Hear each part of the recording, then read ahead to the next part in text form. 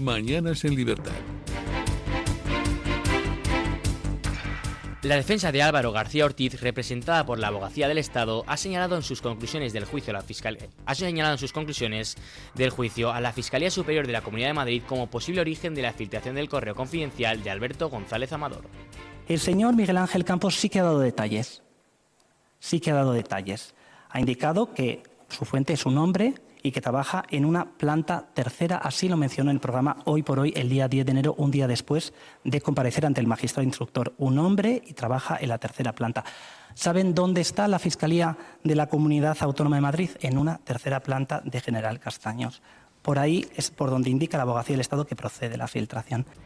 Los abogados del acusado han denunciado además la existencia de un auténtico juicio paralelo en la opinión pública en perjuicio de su defendido. En la parte final de su informe, el letrado Ocio ha cuestionado que la pareja Ayuso reclame a García Ortiz una indemnización de 400.000 euros en concepto de responsabilidad patrimonial al considerar que González Amador no ha aportado pruebas que respalden esos supuestos daños. Conviene recordar que el empresario declaró como testigo que tras la filtración de sus datos y convertirse, según sus palabras, en el delincuente confeso del Reino de España, perdió contratos con distintos proveedores. Tanto la Abogacía del Estado como la Fiscalía solicitan la absolución del fiscal general del Estado al entender que no incurrió en un delito de revelación de secretos cuando recabó presuntamente y difundió a la prensa los correos de la pareja de Isabel Díaz Ayuso. Pues señores, después de todo lo que hemos escuchado en estas 6 sesiones, queda visto para sentencia el juicio para el fiscal general del Estado, que a mí me da la sensación de que tiene mala pinta para el acusado por todo eso que hemos visto. Si nos ponemos a atar cabos, si 2 y 2 son 4, si 9 de cada 10 adúlteros borran su móvil después de haber cometido una fechoría, pues me da la sensación de que en el caso de Álvaro García Ortiz, pues también hay ciertas cosas que, entre comillas, le autoinculpan. Sepan ustedes que hemos tenido pues unas jornadas judiciales que casi son de espectáculo. El juicio en el Tribunal Supremo contra el fiscal general del Estado nos ha dejado testimonios escalofriantes, que son, por ejemplo, los de los periodistas, y también frases lapidarias como esa de que la verdad no se filtra, la verdad se defiende, que yo creo que se lo ponen incluso en un guión.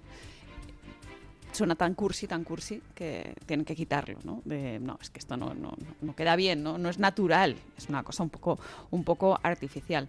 Ya saben ustedes que en el día de ayer las partes expusieron sus informes finales en esa última sesión en la que García Ortiz renunció al uso de la última palabra. Lo que hizo también es renunciar al uso de la toga, porque durante todas las sesiones ha comparecido simplemente sentado, ha acudido a este juicio, como manda la ley, togado porque él quería ejemplificar que no era un juicio a su persona, Álvaro García Ortiz, sino era casi prácticamente un juicio a la institución, a la Fiscalía General del Estado. Por eso les digo yo que es un juicio histórico, ya que es una auténtica vergüenza que no haya renunciado a su cargo y que haya manchado de esa manera el honor de una institución, el honor del Estado de Derecho, tal y como lo conocemos.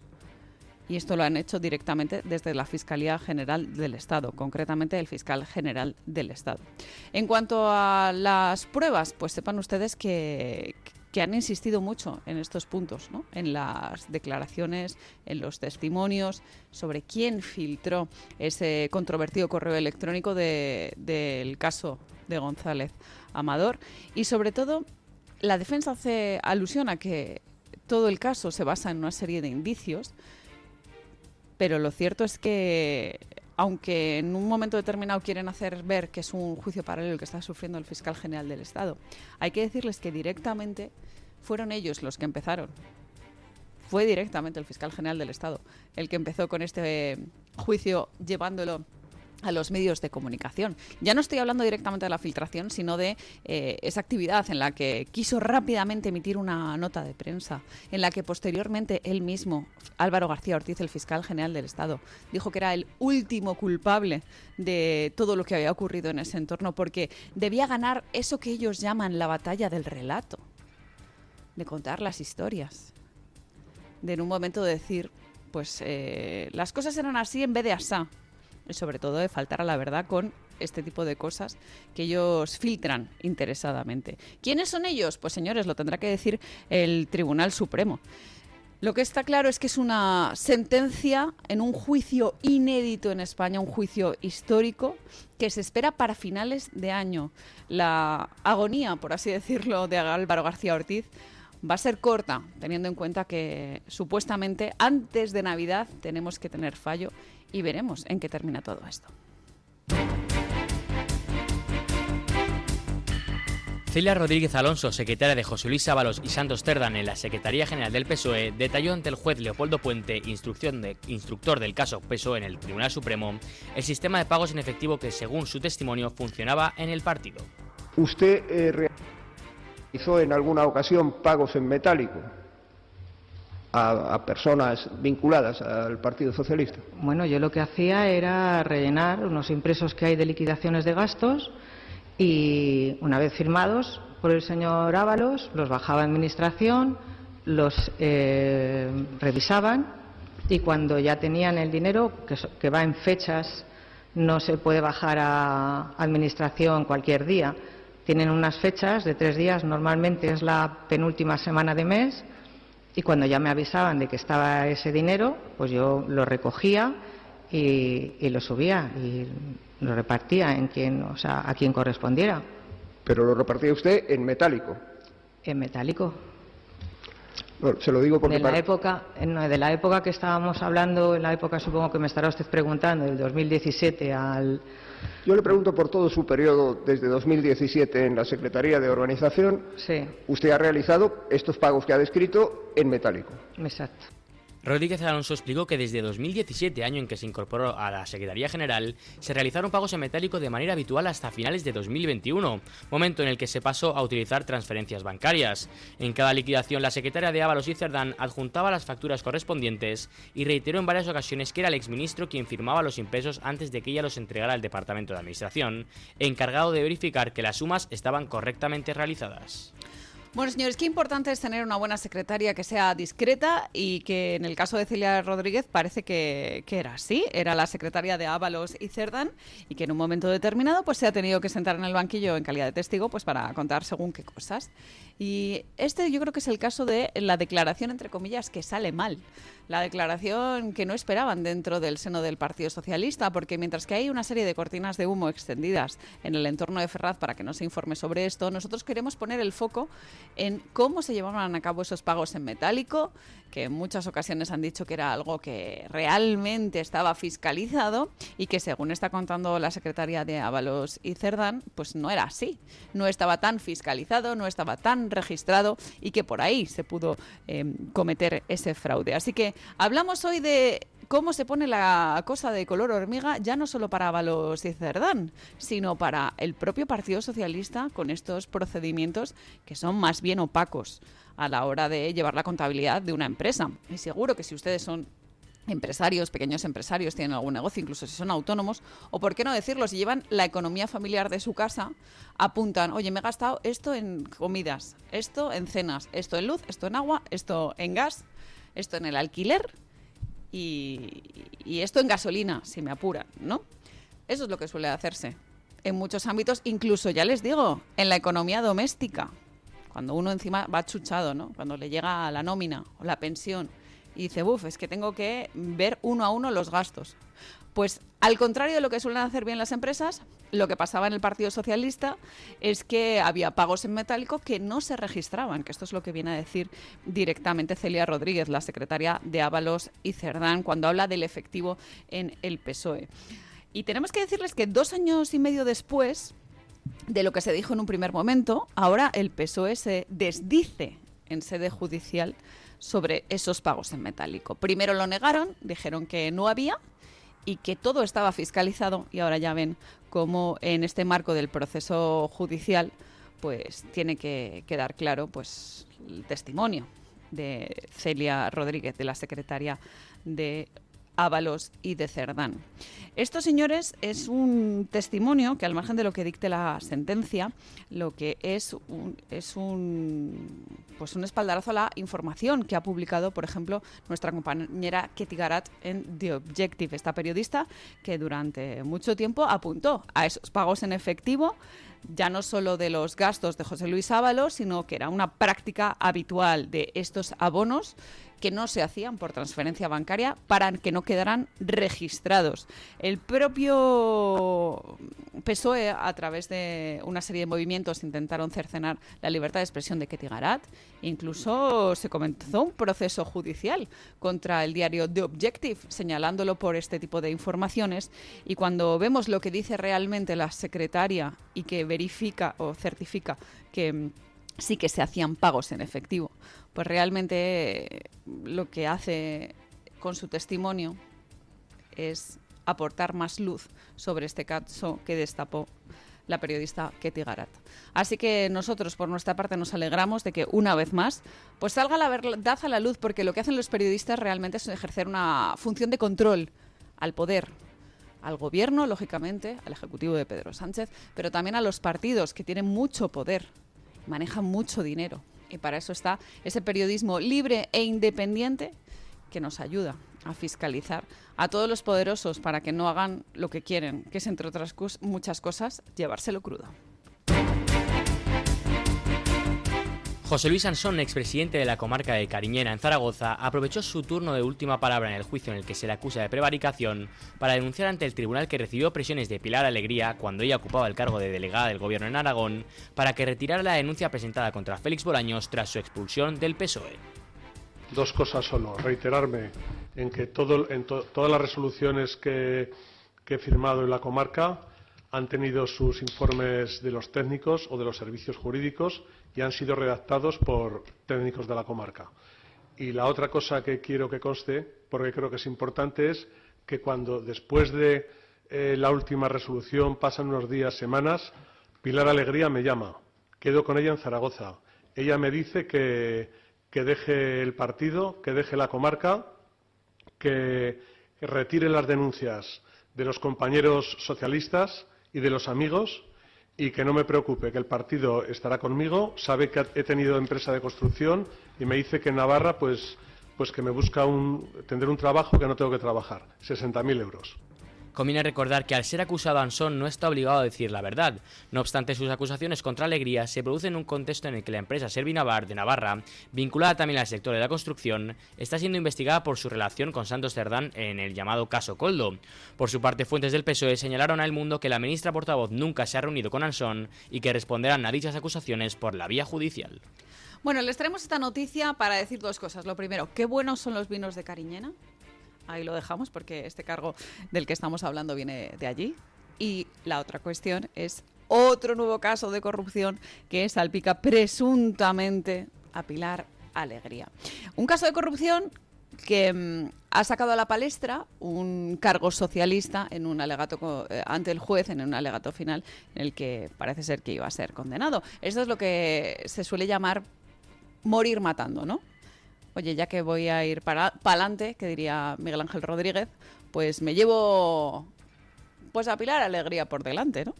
En este caso, con esta acusación directa sobre que la ministra, cuando era delegada del gobierno, le había ofrecido 60.000 euros para retirar una denuncia contra Félix Bolaños. Desde luego, esta acusación ahora lo que tiene que ser es investigada por las autoridades competentes, lo que puede llevar bien a una investigación judicial y, si se encuentran pruebas, pues lógicamente a un proceso legal contra la ministra o contra el acusador, porque lo que no queda muy claro es al final si accedió o no accedió, no se llegó a un pacto porque 60.000 euros le parecía poco. Pero qué curioso esto que dice directamente de que lo iban a colocar en Navarra, cómo controlaba el Partido Socialista Navarra, a través de María Chivite y todas estas adjudicaciones relacionadas con la construcción en las que Santos Cerdán y Koldo García tenían mucho que decir.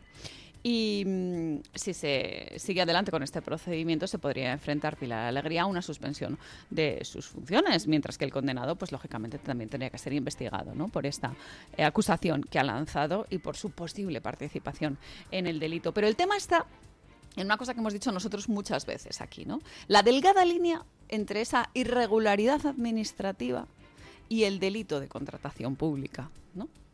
De lo que hemos hablado pues cuando nos referíamos a DIF, a Pardo de Vera, cuando hablábamos de las carreteras, por qué se contrataba a esta empresa y no a otra, a Servinavar, por ejemplo, cuando hablábamos del túnel de Belate, cuando hablábamos de las infraestructuras ferroviarias, cuando hablábamos de grandes obras sobre las que el Partido Socialista tenía el control de adjudicar a dedo a quién le daba esas obras. Así que, aunque hay mucho debate sobre esa veracidad de las declaraciones realizadas, porque recordemos que, lógicamente, no está obligado a decir la verdad, porque él es el acusado que estaba próximo a ser sentenciado. El impacto que ha tenido estas declaraciones sobre el Partido Socialista es indiscutible, porque es, como se suele decir popularmente, un suma y sigue al descrédito de los socialistas. Hablamos de este caso, el de Pilar Alegría, pero también hay otra ministra que lo está pasando, por así decirlo, regular. María Martín Romero, presidenta de la Asociación contra la Violencia Machista La Bolaera y víctima de maltrato, se ha encarado con la ministra de Igualdad, Ana Redondo, por la última ola de fallos en los dispositivos telemáticos de las pulseras del Gobierno y le ha dicho: es usted una cómplice de los maltratadores. A pesar de la domicilio. De los asesinos y de los maltratadores. ¿Por qué dice usted eso? Porque soy la presidenta de una asociación de víctimas que se llama La Bolaera. Y lo que usted dijo ayer es mentira. Mis compañeras estaban llamando en pánico, en situación de pánico, porque usted sabe que quienes llevan las pulseras son con un riesgo extremo. Y sabe usted que los mismos policías dijeron que no se había producido el protocolo. ¿Estuvo usted allí? Claro, hombre, me la han dicho. Usted pudo dónde está. Hable usted con las víctimas. Hable usted con las víctimas. Hablamos con las víctimas y hablamos con las empresas. Y en todo momento. Es usted una cómplice de los maltratadores. Usted está dando una información falsa. Perdona, esto no es lo que estáis vendiendo. Una información falsa. Yo me llamo María Martín Romero, presidenta de la Asociación La Bolaera, presidenta de la Asociación La Bolaera. Y esto no es feminismo, esto es falso, que no es esto es protección de las víctimas. Es decir la verdad. Pues estoy de acuerdo con esta señora. Eso no es feminismo. Eso no es feminismo. Eso es, pues, aprovechar ciertas circunstancias, porque lo que están haciendo es reírse de las asociaciones, de las maltratadas. Han recibido un toque de atención incluso de la Unión Europea. Esto es un escándalo que le está estallando en la cara a Ana Redondo, a la ministra de Igualdad. Una pésima gestión que viene de atrás, de cuando era Irene Montero la ministra de Igualdad, con las adjudicaciones de esas pulseras antimaltrato. Y de un sistema, el llamado Biogen, de violencia de género, que es bastante deficitario en el sentido de que deja mucho que desear. Sepan ustedes que este toque de atención que le daba la presidenta de esta asociación, La Bolaera, diciendo que no estaban protegiendo a las mujeres y que eso no es feminismo, también viene refrendado por la Comisión Europea. La Comisión Europea está señalando directamente a España y revisando todos los fallos técnicos en el sistema de pulseras telemáticas, que en principio están destinadas a proteger a las víctimas, pero ya ven que era un contrato más a dedo, con esa contratación pública que por desgracia yo creo que no se puede tildar de irregularidad administrativa, pero sí de contrato a dedo. De contrato a dedo para beneficiar a unos pocos o para perjudicar a quienes no les interesaba al Ministerio de Igualdad. Y lo cierto es que no se está protegiendo a estas mujeres maltratadas. Porque fue un caso histórico y es que el pasado martes otra vez volvió a ocurrir nuevo fallo durante horas en los dispositivos. Hasta el punto de que Bruselas es ahora la que quiere determinar si los incidentes están poniendo, como parece, en cuestión la eficacia de este sistema de alerta y podría, fíjense ustedes, comprometer los fondos que Europa destina directamente a este proyecto, a todas las pulseras. Y esto es un ejemplo de la ineficacia, de los fallos de gestión del gobierno que tenemos, que compromete la financiación de diferentes proyectos, como les estamos contando. Porque hay mucho dinero que viene de Europa, de esos famosos planes de recuperación, transformación y resiliencia. Ese dinero de Europa que tiene que coordinarse de una manera más o menos transparente. Y aunque la Comisión Europea dice que mantiene la confianza en nuestro país, en el gobierno, de puertas para adentro, está pidiendo informes detallados del alcance de los fallos y de las medidas que se han adoptado. Si es que se han adoptado medidas. que a día de hoy no lo sabemos. Les cuento todo esto porque estamos hablando directamente de dinero público. De dinero público que debería estar bien gestionado. Y este es el caso de las pulseras, de este ministerio, que se destina mucho dinero, pero lo podemos extender a cualquiera. Podemos hablar del Ministerio de Transportes, podemos hablar del Ministerio de Cultura. ¿Cómo se están gestionando los fondos? ¿De qué manera? ¿Se están adjudicando bien? ¿Se están haciendo contrataciones en favor de todos los españoles? Pues son preguntas que lanzamos al aire, que son retóricas, porque muchos de ustedes pues tendrán alguna duda sobre cómo es la gestión socialista. ¿Por qué? Pues porque tenemos experiencia en cómo es la gestión socialista. Desde 2018 lleva José Luis Rodríguez Zapatero, Pedro Sánchez, ya ven ustedes que la diferencia es muy poquita, sentado ahí en la Moncloa, anclado, con uñas, que no sale ni a tiros. ¿Por qué? Pues porque lo que le interesa es controlar, gestionar, y para eso va a poner a quien considere para seguir en el poder, que es lo que le interesa a Pedro Sánchez, independientemente de lo que pase en nuestro país. Aunque mueran mujeres, porque el sistema es tremendo, porque no funciona, porque hay fallos reiterados. Les da igual. Nadie dimite por estos fallos. Que ya les digo que estamos hablando de peligro pues real. Y aquí nadie dimite. Así que esta señora que decía que esto no es feminismo, pues la verdad es que tiene usted toda la razón. Esto no es feminismo. Pero tampoco es buena gestión. Es un escándalo que sigan en el gobierno. Y si no hacemos nada para echarles, pues lo vamos a tener complicado.